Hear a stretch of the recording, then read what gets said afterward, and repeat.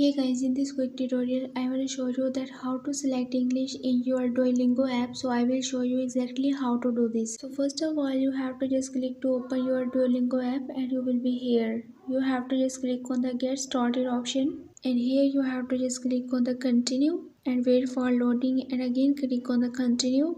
So perfectly, when you click on it, wait for the loading and then you will be here. Now here a lot of the options are available for you. You have to just find here for the English. If you not find the English, then you have to just scroll all the way down.